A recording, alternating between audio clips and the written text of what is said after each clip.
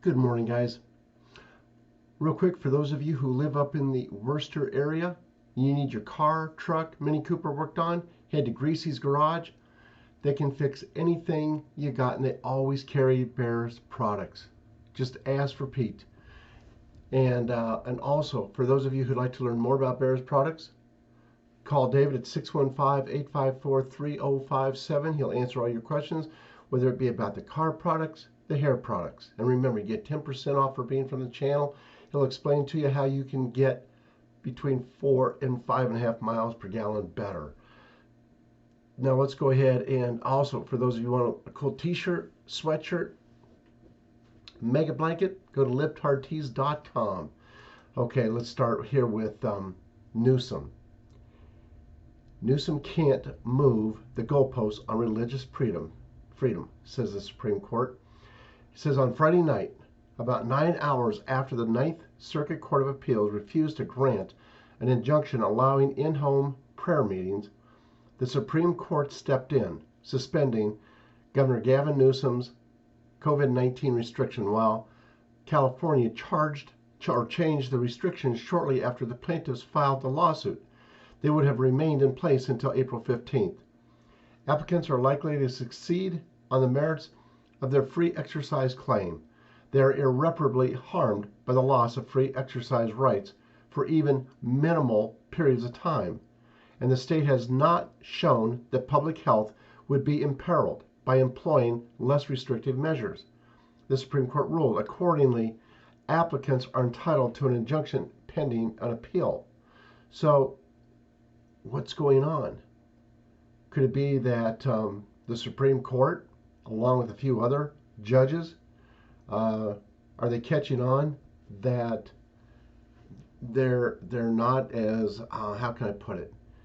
They need to get with the program, that Trump isn't really gone, and that they could be done in. By done in, I mean removed from the court at some point. And anyway, there's a lot, as we know, that are going on behind the scenes, and it's frustrating. I'm as frustrated as anybody. Every day I want to wake up and see where people have been arrested. I want to see where Trump is back in power. Absolutely. But until then, just keep on keeping on. Bitcoin. This is from Gerald Salente. He says Bitcoin is a wild card where central banks could pull the plug.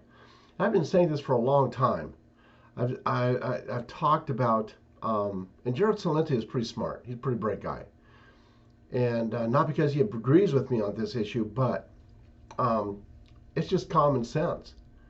I mean, anytime you have something whereby they can control what you've got, I mean, as far as I'm concerned, the cryptocurrencies are a great way to totally control the whole deal.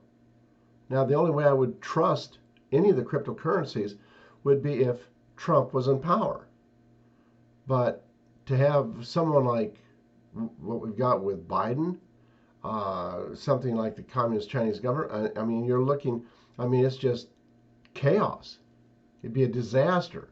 I mean, the moment that you said something that they disagreed with, I mean, you could have your entire bank account. Wouldn't matter, you could have 30 million in there. And they would just shut it down. You wouldn't have access to it. Moving on to Fed changes data as money supply increases 500%, inflation is here. And, it's as we know, the Fed is going to be done away with. It has to be. The central banks are going to be done away with. And so, as far as hyperinflation, everyone's talking about how much higher stuff is today, especially the price of gas, but even groceries as well. And then Attorney Matthew DePerno releases Michigan elections forensics report. 66,194 unregistered ballots tallied in just 9 counties. And it says Michigan constitutional attorney Matthew DePerno released his much anticipated Michigan election report, forensics report on Friday. And modern chipsets installed in voting system motherboards. 66,194 unregistered ballots tallied in just 9 counties. And it says Antrim is the only county where registrations have dropped since the election. And I tell you what, things are happening, and with the elections and stuff, and the Democrats and the rhinos are not going to like the results.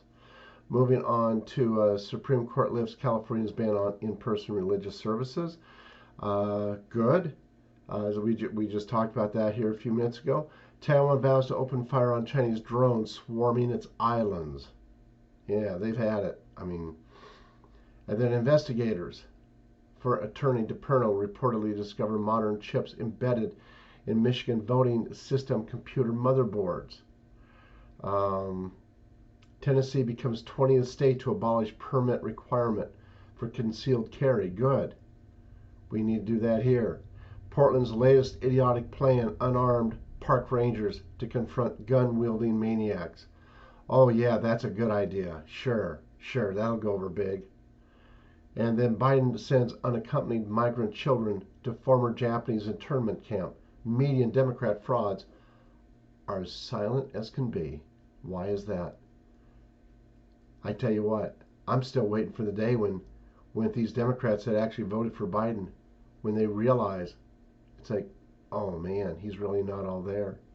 And then Biden Defense Secretary orders several immediate actions to weed out extremism in the ranks. All they're doing is showing just how insane that they really are. Look, everyone around Biden is just as much of a nut job as he is. This guy here, this defense secretary, he and the others that are with him, talk about nut jobs. Oh my goodness. But here's the crazy part though. We don't know for sure who's acting and who's not acting. We have no idea yet. Hunter Biden has a laugh with Jimmy Kimmel, says he doesn't know if his laptop is actually his. He's laughing for now. But is he really laughing? You know something? I don't think any of these Democrats are really laughing. It's a nervous laugh. Let's put it that way. I think it's a nervous laugh. I think they're beginning to wonder. It's like, oh no, what if Trump does come back? What if he really is? White House border coordinator Roberta Jacobson resigns amid Biden migrant crisis. I guess the kitchen was getting a little bit hot for her. I guess she didn't want to be around when it all hit the fan. And then Boston Hospital, liberal Boston Hospital, to set up preferential treatment based on race, whites last, and they want to make this a national policy. So it's not who needs it the most, the heck with that. It's all about race and color. They want division. That's always what they've been about. Progressive groups pretending to be nonpartisan launch intimidation campaign in Arizona to stop proposed voter ID law that will cut down on cheating. They're going to do anything and everything they can. The Democrats, that's just what we're going to continue to see.